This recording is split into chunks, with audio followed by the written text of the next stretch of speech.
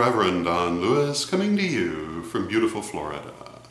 And today we have another question, or rather a comment, from John Simpson, continuing our conversation about magical enslavement, psychological influence, and critical thinking skills.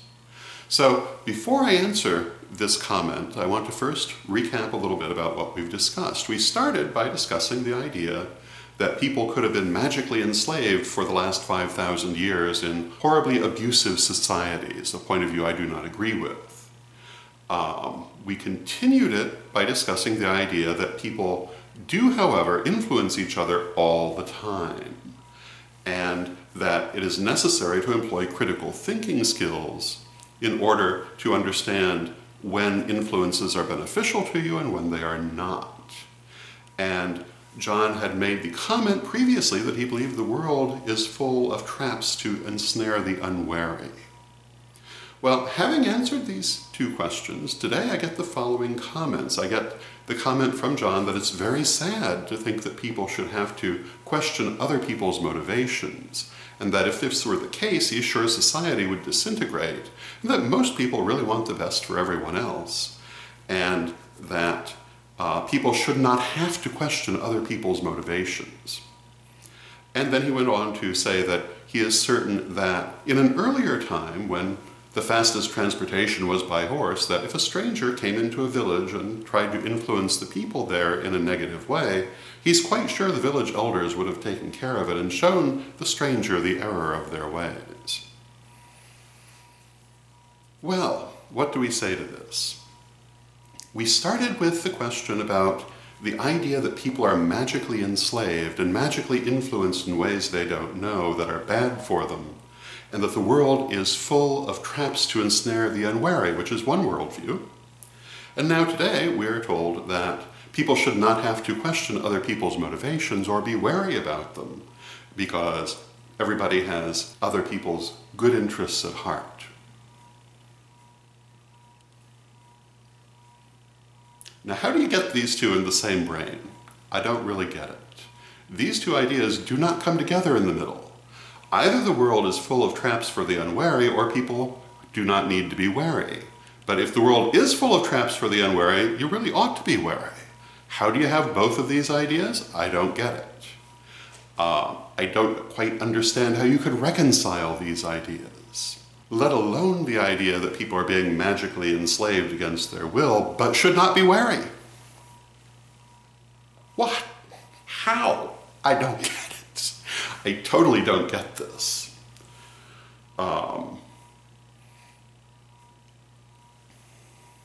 This is where critical thinking skills are important. These ideas are totally contradictory. And one of the biggest problems in the pagan community, and for that matter, the contemporary American community, is lack of critical thinking skills, not assessing what you believe to realize that it's contradictory. Now, it is possible to hold views that are seemingly contradictory, but do not in fact contradict. For example, as a Correllian, I believe in ancestor worship and reincarnation. Some people would think these are contradictory views, but in Correllian theology they're not, but you have to understand the theology to understand why they're not contradictory. But once you do, it makes sense.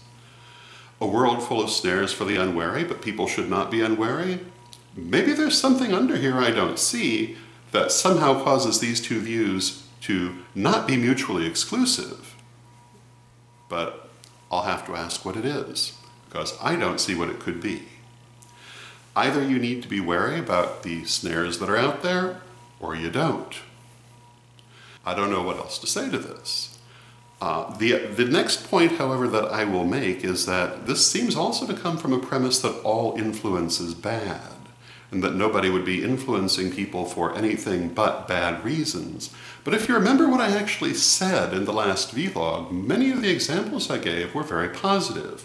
We influence our spouses to love us and to trust us. We influence our children to listen to us. We influence our co-workers to work with us.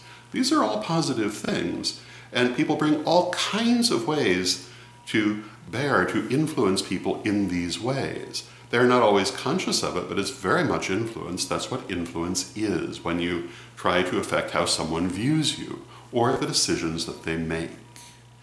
And it definitely is not necessarily a bad thing, though it certainly can be. But if you're starting from the point of view that all influence is bad, then you do not understand what the word influence means. Having said that, the idea that at some point in the past people weren't influencing each other, that they weren't intentionally influencing each other, that in some mythical village in the past that the village elders would have prevented anyone from negative intent and negative influence, well, I'd have to say that you haven't really read a lot about the past. If you read ancient Egyptian wisdom literature, if you read classical Greek mythology, if you read the Odyssey, if you read the Ennead, all of these show people influencing each other in both good and bad ways, but very often bad ones. And although many of these forms of ancient literature encourage people not to do that, they reveal very clearly that they often did. And I don't know where you would get the idea that they didn't, or that even in a tiny little village that everybody was looking out for each other and nobody was trying to influence anybody else's opinion. Or even why influencing another person's opinion is bad. But let us say, for the sake of argument, that the little town with the horses, where the stranger comes in to influence people badly and the village elders who are very wise and pure and good throw them out, do you think the village elders are not influencing that village? Do you think that they're not using their intelligence and their eloquence and their position to influence that village and the people in that village? Do you think that when they hand down a judgment, that they do not do it in a way that will show other people why they reached that judgment? Do you think they are not trying to make other people feel that they have reached the right judgments? Because let us go back to that very example, the idea of a stranger who's come in to influence the village. Do you think that everyone is going to universally agree with the elders' decision to throw them out unless the elders influence them to agree? Do you think there's not going to be some discussion? Do you think that they're not going to have to make arguments for why they felt that person had to go? That's all influence. That's what influence is.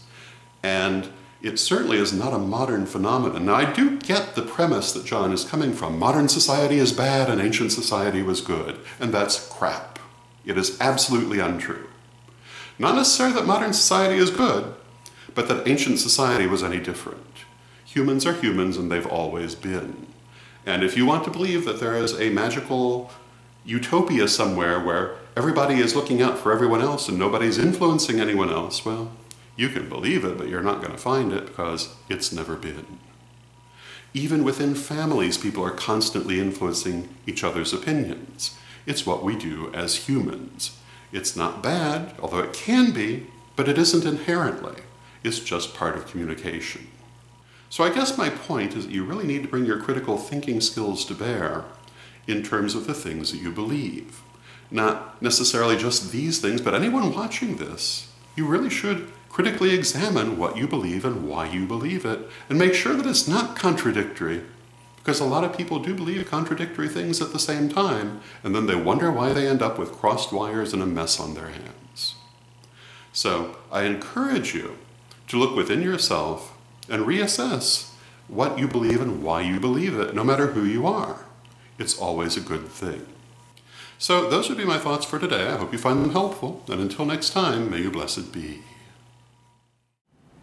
Hello, this is Reverend Don Lewis coming to you from witchschool.com. Are you looking for the best in pagan and magical education?